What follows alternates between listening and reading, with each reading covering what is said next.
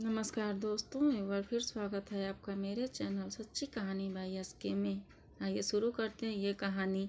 किस्सा शुरू होता है एक छोटे से गांव सोनपुर से, जहां लोगों की सबसे बड़ी दिलचस्पी थी गप्पे सुनना और गप्पे फैलाना। लेकिन गांव में एक ऐसा इंसान भी था जिसे सब गप्पी लाल के नाम से जानते थे। उसका नाम असली रामू था, पर उसकी आदतें ऐसी थी कि वह जहाँ जाता वहाँ कोई ना कोई नई कहानी सुना देता। ऐसी कहानी जो ना कभी हुई ना कभी होने वाली थी। गप्पी लाल के बारे में गांव वालों का कहना था कि अगर कोई उससे पूछ ले कि आज सूरज किस तरफ से निकला है, तो वह उसमें भी ऐसा मसाला डालता कि सुनने वाले हैरान रह जाएं। उसकी गप्पी इतनी मशहूर थी कि बच्चे, बूढ़े, औरतें सब उसे सुनने के लिए इकट्ठा हो जाते।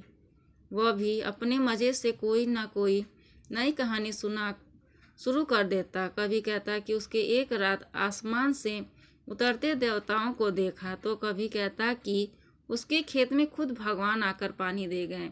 एक दिन गांव में खबर फैल गई कि गप्पी लाल ने बड़ी अजीब बात कही। उसने दावा किया कि उसके पास के जंगल में एक बोलने वाला पेड़ मिला है जो भविष्य बताता है। लोग हंस पड़े। कुछ ने कहा यह तो गप्पी लाल की नई गप है, मगर उसकी बातों में एक मज़ा था, एक आकर्षण था जो लोगों को उसकी ओर खींचता था। गांव के मुखिया ने सोचा कि गप्पी लाल की ये बातें बच्चों को गलत आदत सिखा सकती है, इसलिए उसने फैसला किया कि उसकी गप्पों पर रोक लगाई जाए। लेकिन रोक कैसे? गप्पी लाल बिना गप मारे रह ही नहीं सकता, जैसे कोई चिड़िया बिना चाके नहीं रह सकती। एक दिन मुखिया ने उसे बुलाकर कहा, रामू, तुम गांव के सबसे बड़े गप्पी हो। लोग तुम्हारी बातों में हंसते तो हैं, लेकिन कभी कभी भ्रमित भी हो जाते हैं। क्यों ना तुम अपनी इस कला को किसी अच्छे काम में लगाओ। गप्पी लाल ने पहली बार अपने बारे में गंभीरता से सोचा। उसने महसूस किया कि सच में उसकी बातों से लोग खुश तो होते हैं, लेकिन कभी कभी उलझ भी जाते हैं। उस दिन के बाद उसने अपनी गप्पों में सुधार किया। अब वह गप नहीं मारता था, बल्कि मज़ेदार किस्से सुनाता था जिनमें सीख भी होती थी। उनसे बच्चों को अच्छाई, हिम्मत और ईमानदारी की कहानियाँ बतानी शुरू कर दी।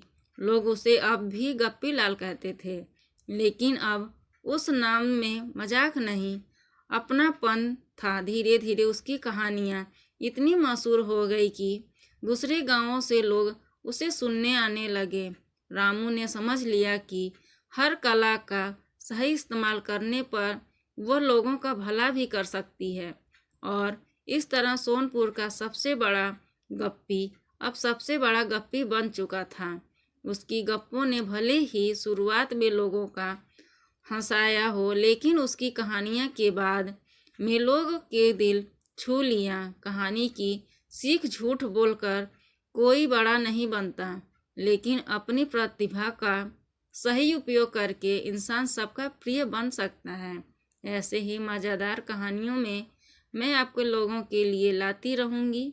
कहानी अच्छी लगी हो तो अपने दोस्तों को शेयर करें और मेरे चैनल को लाइक और सब्सक्राइब करें। आपका बहुत बहुत धन्यवाद। राधे राधे।